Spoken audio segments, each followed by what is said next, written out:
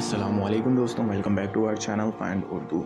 Lament lament का मतलब है किसी गम या दुख का इजहार करना, अक्सर किसी के इंतकाल या किसी बड़ी खुशी के खो जाने पर।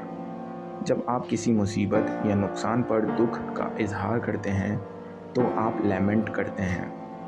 ये लफ्ज़ ऐसी फीलिंग्स के लिए यूज़ होता है जो बहुत गहरे दुख और मलाल से भरपूर होती हैं।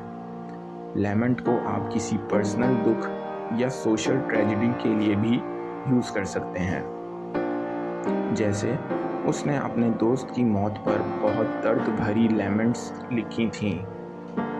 She lamented the loss of her childhood home after it was demolished।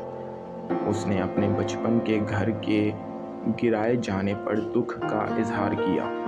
Lament का मतलब है किसी कीमती चीज़ के खो जाने या किसी बड़ी ट्रेजेडी पर दर्द और मलाल का इजहार करना। तो दोस्तों, ये था लैमेंट लफ्ज़ का मतलब। उम्मीद है आपको समझ में आ गया होगा।